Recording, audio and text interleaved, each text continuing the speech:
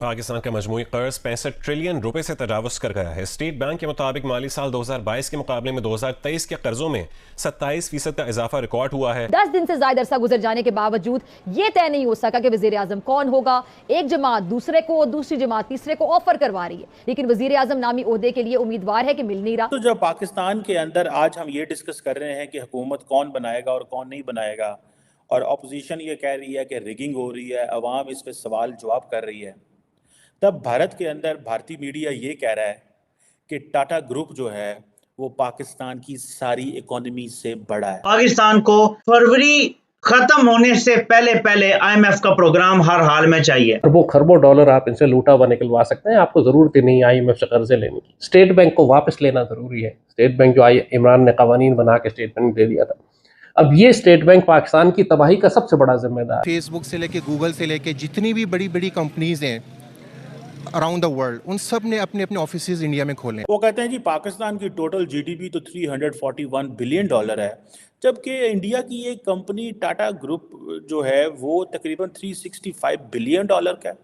और जो एक बेईमाना मजाक किया गया है कौम के साथ, उसके ऊपर किसी के कान पर जूं तक नहीं रेंगती। मुल्क को इस वक्त अगर मैं कहूँ कई चैलेंजेस दरपेश हैं, और उनमें से जो सबसे अहम है नुमाया वो मईशत का चैलेंज। इंडिया की अवाम आज इस चीज को एंजॉय कर रही है। भाई आप बहुत सारे ऐसे लोगों को सुनेंगे इंडिया के अंदर। 22 करोड़ अवाम क्या कर रही है? आटे, चीनी, घी के लिए बच्चों समेत यहाँ पे लाइनों में लगे हुए हैं और कोई पूछने वाला नहीं। दोस्तों, जब पाकिस्तान के अंदर आज हम ये डिस्कस कर रहे हैं कि हुकूमत कौन बनाएगा और कौन नहीं बनाएगा, और अपोजिशन ये कह रही है कि रिगिंग हो रही है, अवाम इस पर सवाल जवाब कर रही है, तब भारत के अंदर भारतीय मीडिया ये कह रहा है कि टाटा ग्रुप जो है वो पाकिस्तान की सारी इकोनॉमी से बड़ा है। इसका मतलब है वो ये कहना चाहते हैं कि ये जो आइडिया ऑफ इंडिया है it is successful then the idea of Pakistan, और जो पाकिस्तान के साथ उस वक्त जो अलहदगी हुई वो बिल्कुल ठीक थी। वो कहते हैं जी पाकिस्तान की टोटल GDP तो $341 बिलियन है, जबकि इंडिया की एक कंपनी टाटा ग्रुप जो है वो तकरीबन $365 बिलियन का है।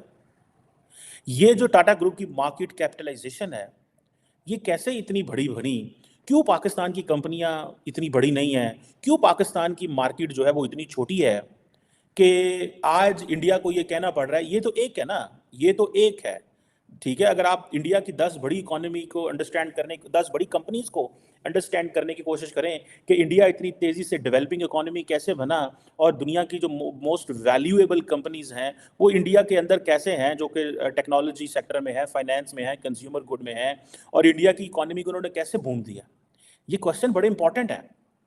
अब देखें ये, अब स्टार्टिंग फ्रॉम, ठीक है जी, आप चले जाएं, Reliance industries is just one, Tata एक चीज़ है, रिलायंस इंडस्ट्रीज जो है एक दैट इज अनदर, जिसे वो कहते हैं कॉन्ग्लोमरेट है, जिसके अंदर लार्जेस्ट कंपनी है इंडिया की मार्केट कैप के हवाले से, पेट्रोकेमिकल्स को देखती है, टेक्सटाइल को देखती है, एनर्जी को देखती है, नेचुरल रिसोर्सेज को, रिटेल को, टेलीकम्युनिकेशन को, भाई क्या क्या नहीं देखती वो।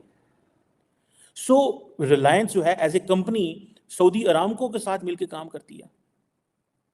सऊदी अरामको के साथ हम सऊदी अरामको को रिक्वेस्ट करते हैं कि भाई आओ पाकिस्तान के अंदर और आके थोड़ी बहुत आके इन्वेस्टमेंट कर जाओ। वो कहते हैं सॉरी भाई, हम आपके मुल्क में आके पैसा नहीं लगाएंगे, हमें पता ही नहीं आपके मुल्क में होगा क्या। अब जो इंडियन मीडिया इसको हाईलाइट कर रहा है कि भाई टाटा जो है it is bigger than the entire the GDP of the country, in reality क्या कह रहे हैं वो? अगर इसको आप समझने की कोशिश करें तो आपको वो सीधा सीधा कह रहे हैं that the idea of Pakistan has failed, although it has not failed, ठीक है, लेकिन उनका पैगाम तो यही, आपको सीधा वही पैगाम दे रहे हैं कि भाई देखो हमने अपने मुल्क को कामयाब करा लिया है, अब आपका और हमारा कंपटीशन कोई नहीं। जस्ट टाटा ने, ये आज की खबर है, बट आप उससे पहले देखें कि सोशल मीडिया के जितने बड़े बड़े प्लेटफॉर्म्स हैं, आप देखें फेसबुक से लेके गूगल से लेके जितनी भी बड़ी बड़ी कंपनीज हैं, उन सब ने अपने अपने ऑफिसेज इंडिया में खोले हैं, and they are the billionaires company. उन्होंने अपना पूरा सारा वहाँ पे, उनकी अब GDP सिर्फ उनकी अपनी की देख लें कि उनकी अपनी ग्रोथ कितनी है।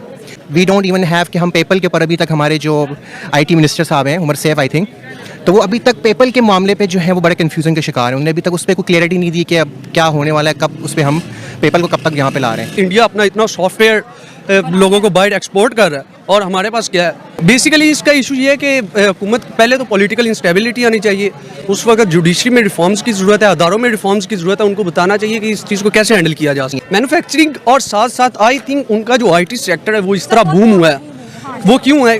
जब तक आपने अपने स्टूडेंट्स, अपने आने वाली नस्लों पे इन्वेस्ट नहीं करना, तो you are going to gain nothing, आपको कुछ भी नहीं मिलेगा।